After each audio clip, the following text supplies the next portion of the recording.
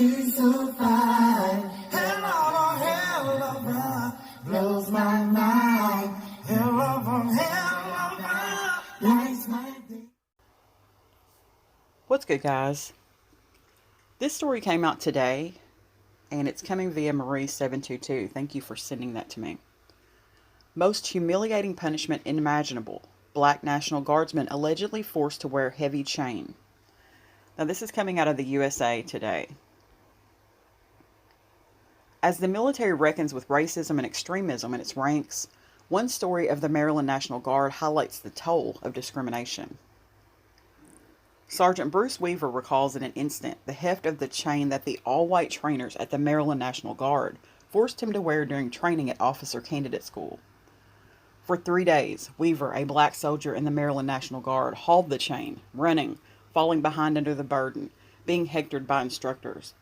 They claimed it would remind him to follow the chain of command. He was stunned. It felt as if he'd been subjected to the kind of punishment used by enslavers, Weaver told USA Today.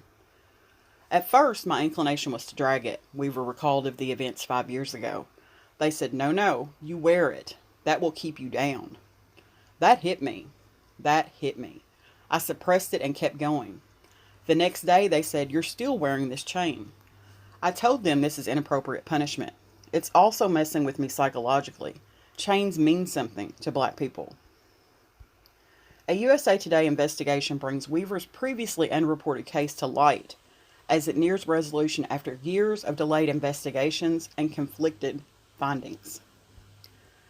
Weaver's case represents a wider problem for the National Guard, whose units in each of the states, territories, and District of Columbia operate with a great deal of autonomy and with little oversight of how various units respond to complaints of inappropriate conduct, such as allegations of racism, sexual harassment, and assault.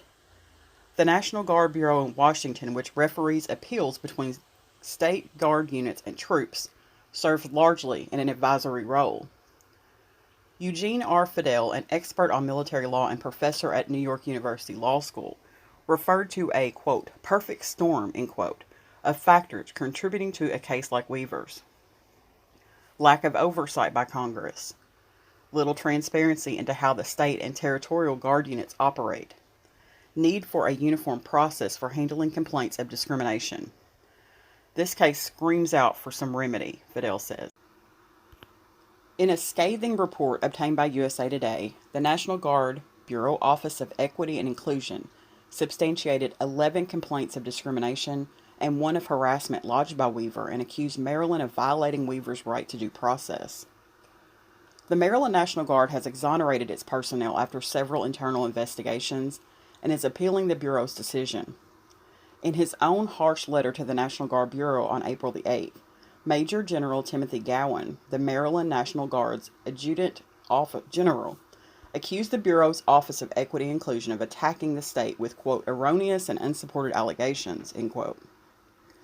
Gowan also said the office was acting as an advocate for Weaver and another black guardsman who filed a complaint instead of its mandated role as a neutral third party. He called for a review of the office and corrective action. Quote, based on my personal observations, I believe that the National Guard Bureau Military Equal Opportunity Program and the offices that support it are not serving justice, Gowan wrote. The program has fundamental flaws, end quote. Weaver's case comes as the nation and military reckons with issues of race, and the National Guard, a confederation of state-run militias, continues to be thrust into the debate in highly visible ways. In June, when racial justice demonstrations spread in the wake of George Floyd's death, states and the federal government deployed National Guard troops to city streets. In Washington, D.C., the Guard's response to mostly peaceful protests received flack for heavy-handed tactics, such as buzzing crowds with military helicopters. In January, tens of thousands of Guardsmen from several states flooded the Capitol after insurrectionists, some carrying the Confederate battle flag, the symbol of white supremacy, attempted to overturn the election. Several Guardsmen had to return home after authorities found reason to suspect them of sympathizing with white nationalists. By law, custom, and oath, Guardsmen are sworn to uphold the Constitution, including the First Amendment right to freedom of speech and to assemble peaceably. In reality, Guard troops are men and women who reflect a society grappling and at times riven by race. At times, those high-minded ideals and ugly divisions conflict, as Weaver claimed happened on November the 6th, 2015, at the Delaware base where Weaver trained. "This is not the military service that I thought I'd do," Weaver said. "I don't view myself as a civil rights activist. What I want is to commission as a data science officer and do something productive for my country." This is a picture of Weaver, his wife, and his young son.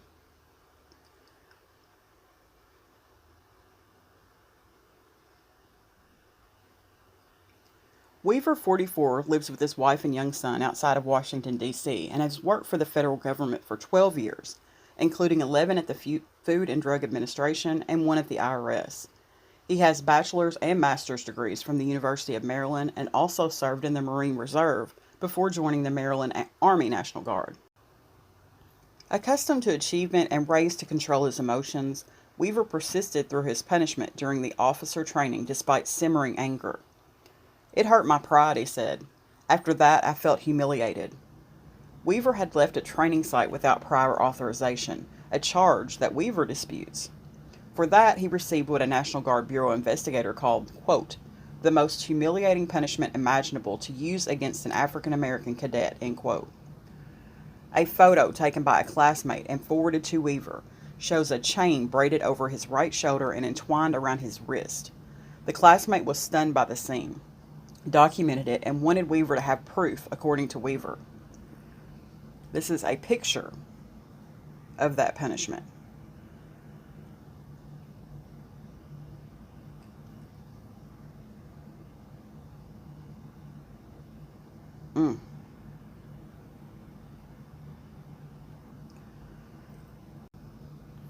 The Bureau's investigators scoffed at the claim by the Maryland instructors that the chain represented the importance of the chain of command, the military edict to follow orders of superiors.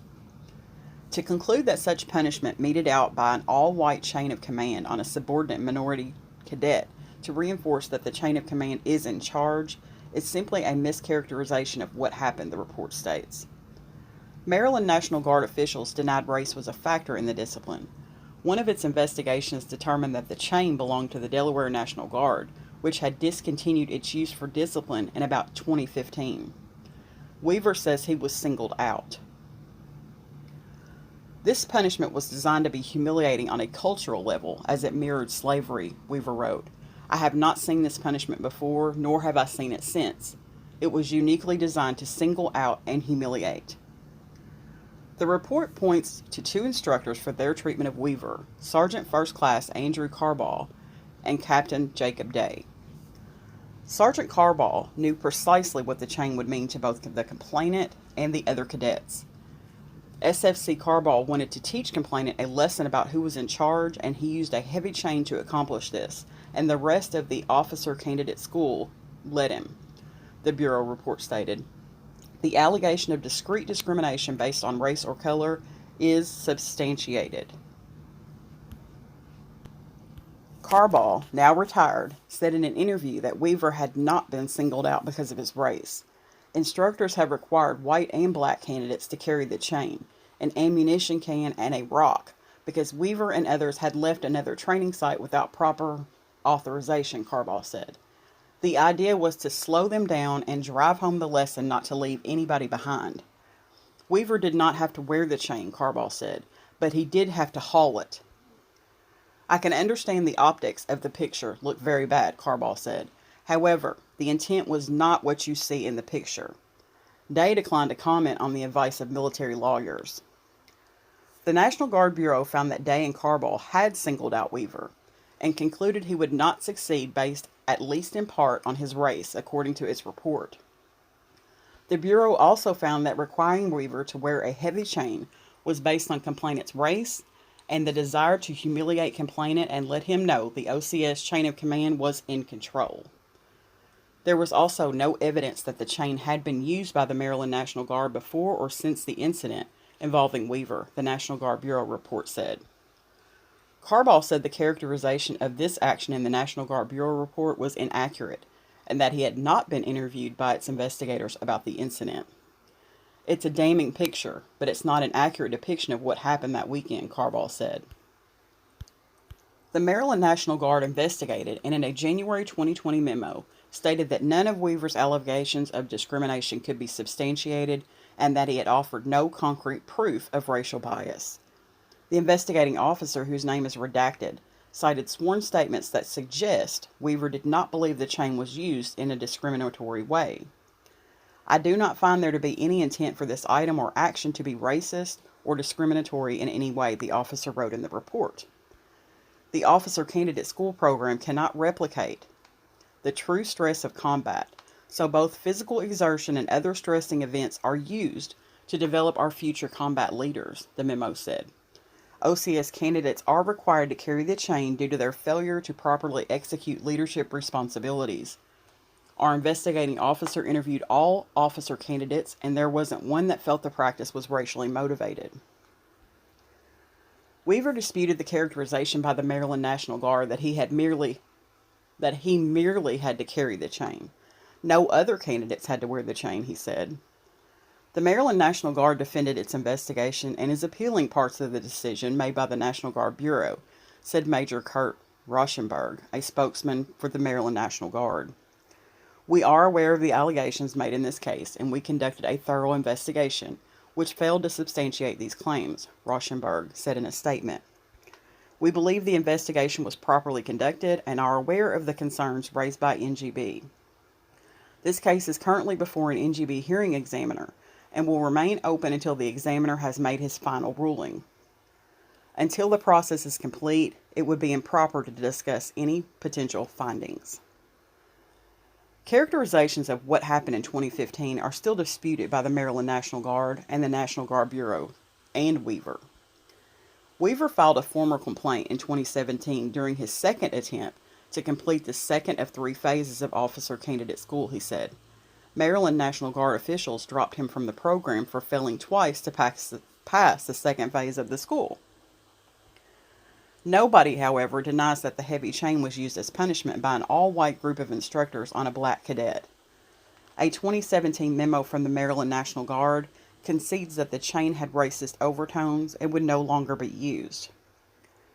The issues of racial inequities continue to be something that we as an Army must address, the memo stated.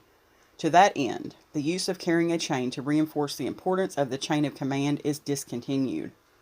While the investigating officer found no intent to mistreat or create a racially charged situation, this approach is something that all leaders agree leaves too much to personal interpretation. Michael Ricci, a spokesman for Maryland Governor Larry Hogan, said discrimination in the Guard and elsewhere is intolerable. With regards to the chain, in 2017 the governor's office was advised by the Guard that the matter was fully investigated and that the practice was discontinued, Ricci said.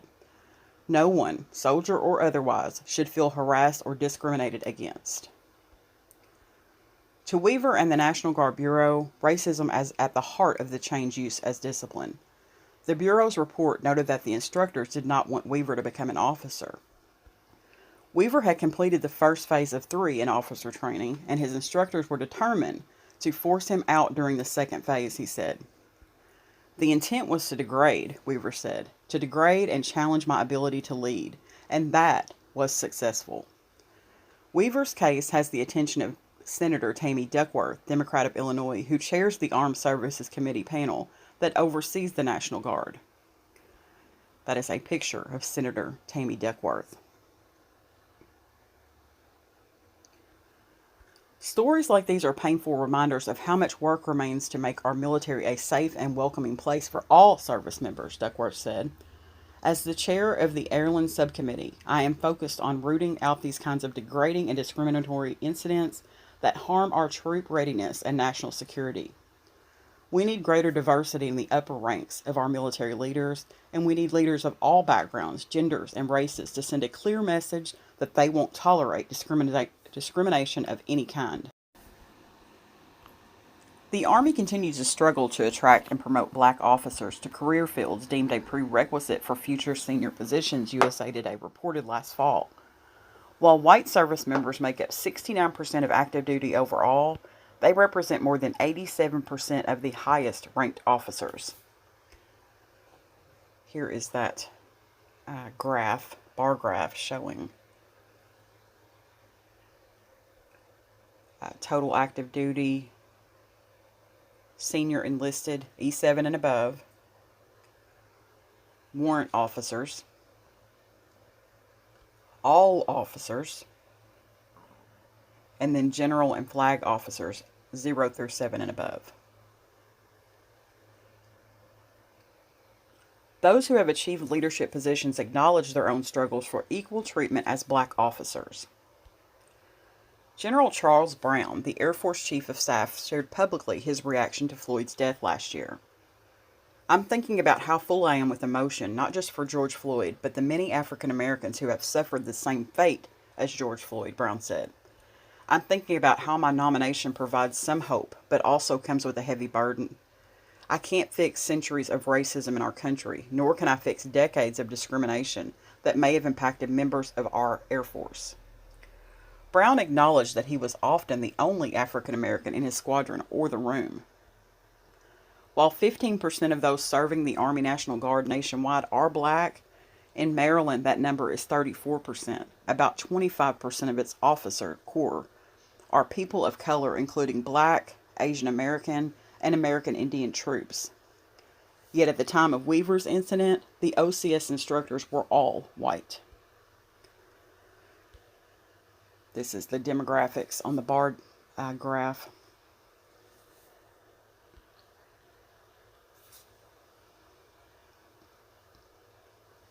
And then the demographics on the bar graph just in Maryland.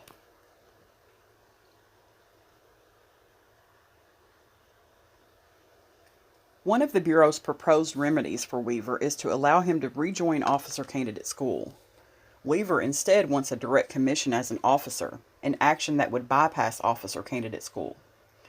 A provision in the National Defense Authorization Act in 2019 allows the military to appoint officers up to the rank of colonel if they have special skills.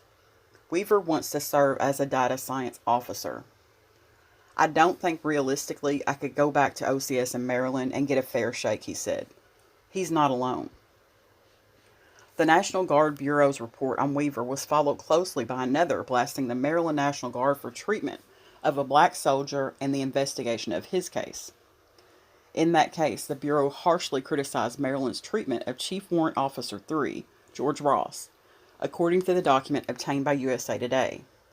The Bureau's report concluded that race was a factor in a different white officer's decision to deny Ross's bid to join a cyber protection team.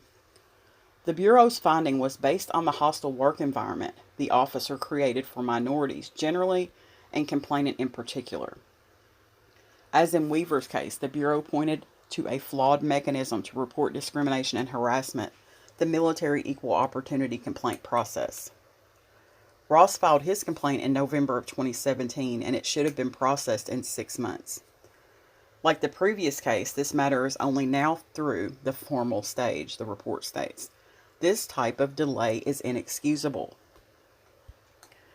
Maryland officials' delay in investigating Ross's harassment complaint and the cumulative efforts by the state to hamper or influence the MEO process in this matter are significant and suggest the state is trying to stack the deck against the complainant. Among the Bureau's proposed recommendations, Ross be awarded more than 2 years of back pay and have his attorney's fees paid, and a reprimand issued to the officer if found at fault in his case.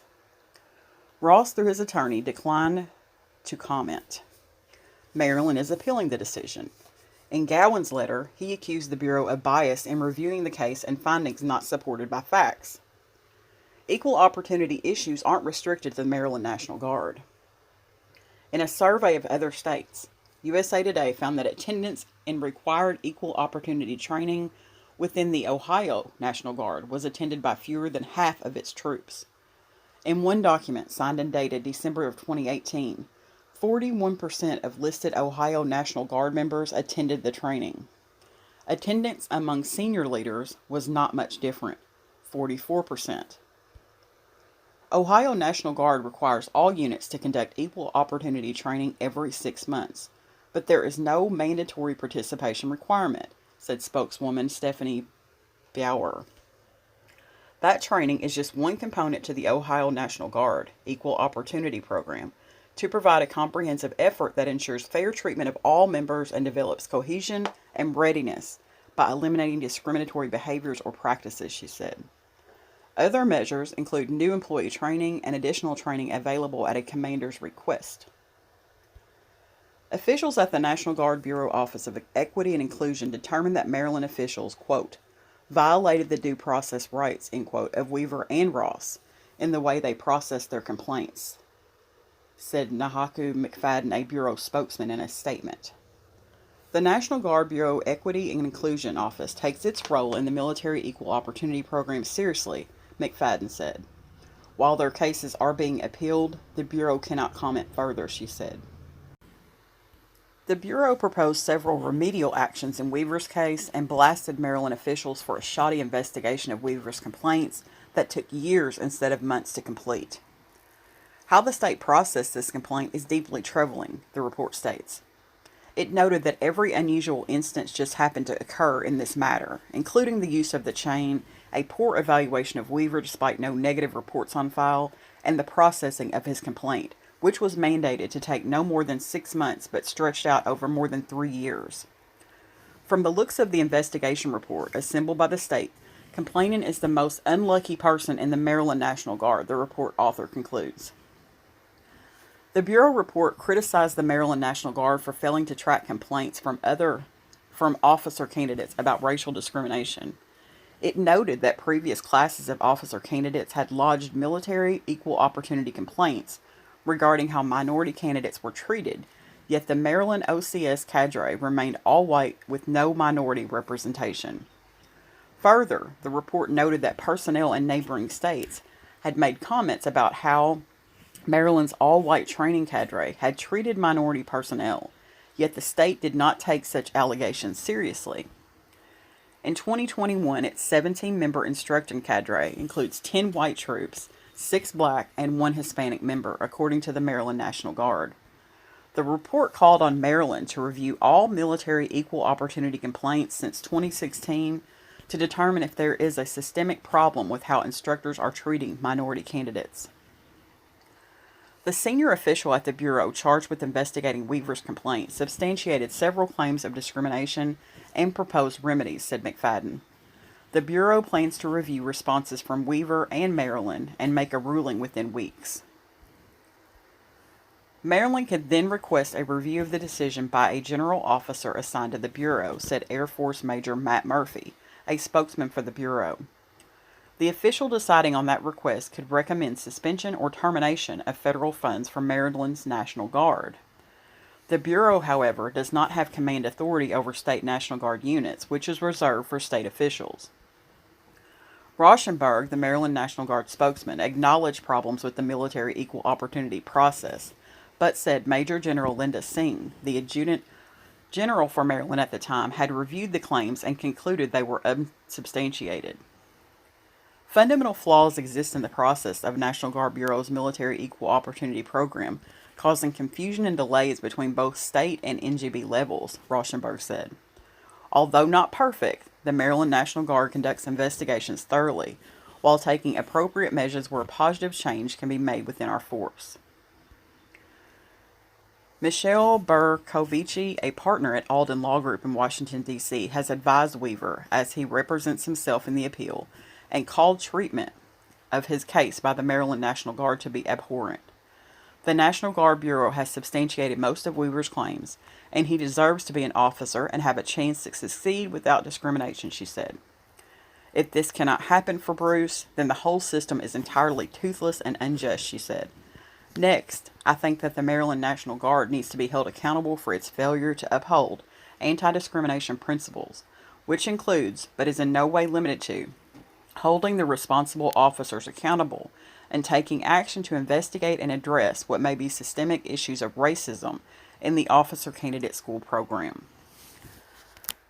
Now, while this article was very lengthy, the gist of the article is that the Maryland National Guard says that the picture misrepresents what was going on that day with Bruce Weaver. I don't buy that. To each his own. You have the right to make up your own opinion regarding that. But I did want to bring this story to the channel because I cannot believe that anyone in their right mind in the military would think that this sort of punishment was appropriate. It actually shocked me. So I'm going to end the video on that note, but thanks for watching, guys.